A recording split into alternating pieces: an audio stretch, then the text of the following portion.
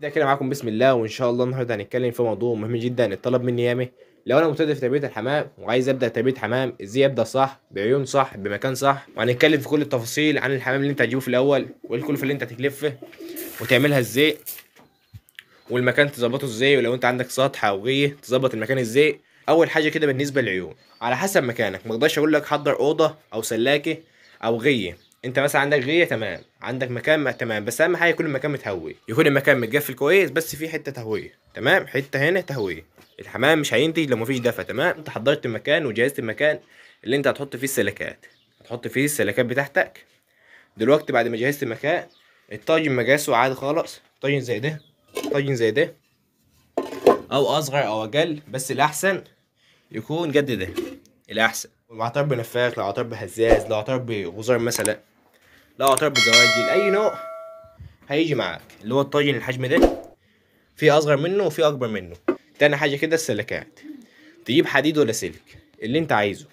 الحديد ليه مميزات والسلك ليه مميزات، وكل حاجه لها مميزات وعيوب. ارتفاع العين زي ما انت عايز، ارتفاع العين لو انت عايز تعمل عين خشب ارتفاعها 50 سنتي اللي انت عايزه.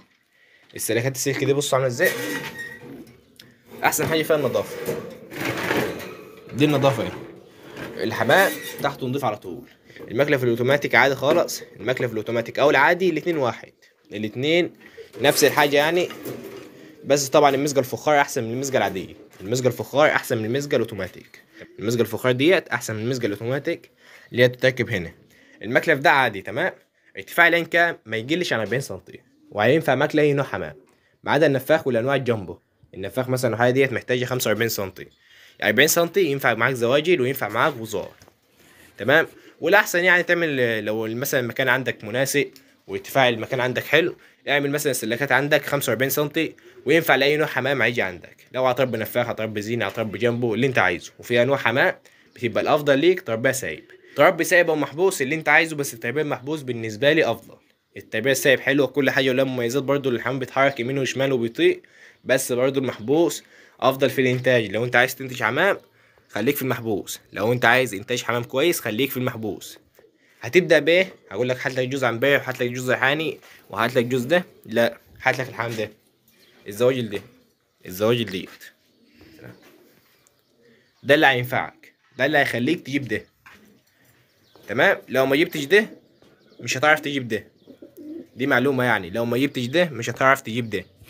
طب جبت ده، حصل حصويتين، عايز اخليه ياكل زغلول دلوقتي او عايز اطلع منه زغاليل، حصل حصويتين وطلع الزغاليل، هساعده بالميكس، هيدفي البطين يطلعه. شايف نايم على البيض بس هو سايب البيضه وبيضه تانية خالص، يعني هو مش نايم على البيض. نفس الكلام هنا، بس ده عشان متعود ينام على البيض. نفس الكلام هنا برضو. بصوا ده مثلا اهو، مش هيدفي البطين كويس، ولما الزغاليل تطلع مش هيلبنها كويس ومش هيدفيها كويس، لان الحمام ده ما اتعودش ان هو ياكل ويلبن. فلازم تعمل ايه؟ لازم تجيب ده الاول، ده الاول كده اللي هو ده. تمام، وبعدين بقى فكر تجيب النوع اللي انت عايزه، وابدا بحمام على قده. ابدا بحمام مثلا سكه 500 الف، من 500 ل 1000. تمام، من 500 كده يبدا معاك، من 500 عشان تبدا بجوز حمام مناسب متوسط مش عالي لحد 1000، وبرده 1000 برده متوسط مش عالي. جايب الصافي ده ب 800، في صافي بيوصل ل 1000 و2000 و3000 و4000. الفرد الواحد ممكن يعمل له مثلا 3000. قبلك اخضر، قبلك جيش بندق، قبلك فحمي، عندك سكروته. في انواع ياما للصافي. تمام، في انواع ياما للصافي وفي انواع ياما اللي قبلك، بس اهم حاجه يكون عندك الحضان الاول وبعدين حاطط الصافي، لان لو ما عندكش الحضان مش هيكون عندك الصافي، ولا هتعرف تطلع الزغلول من الصافي. اسمك عندك صافي بس وخلاص. لو عايز تبقى تبدا بانواع، ابدا بشغلباز، بجمعيات، بعبسي وحلب وكركندي، بالانواع الشامي. بصوا بقى هنكلف الحمام مع بعض ونبص على الانواع اللي هي الشعب دي.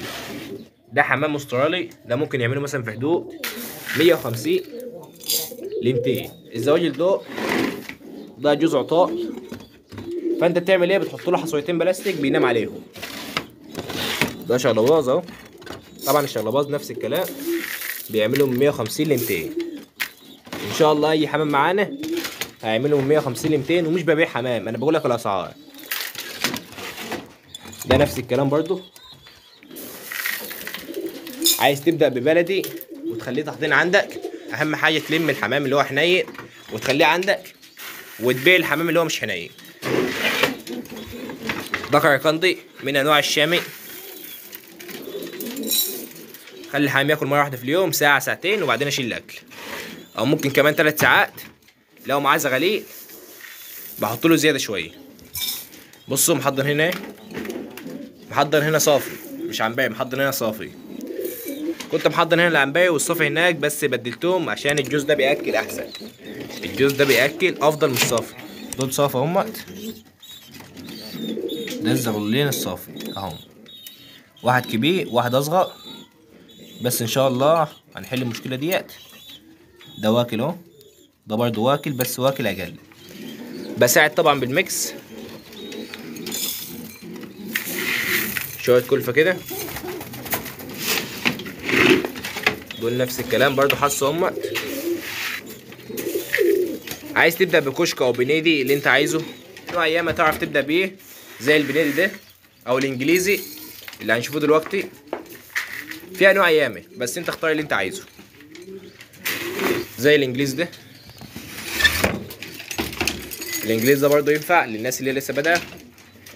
كان مطلع زغلول عندي وبحتيه، مطلع زغلول اهو الحمد لله اهو. دول زواجل سودا بستخدمهم برضه في التحضير اهو. حضان برضه يعتبر، دول زواجل يعتبر برضه تحضير اهو.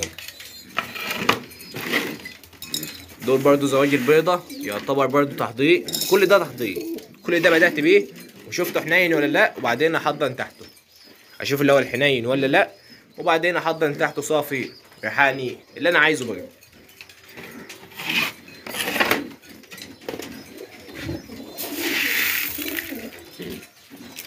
في بقى حاجات تانية ممكن بقى تبدأ بيه، زي مثلا ايه، زي الهزاز.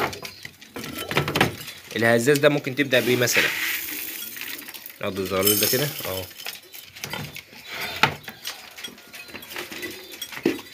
دول شوية الزغاليل بتوعنا. ده الحمام اللاحق.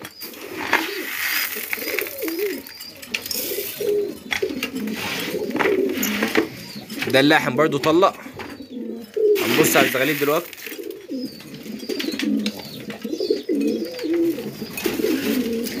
اول زغلولين لاحم يطلعوا عندنا اهو. ده الكينج برضه اهو.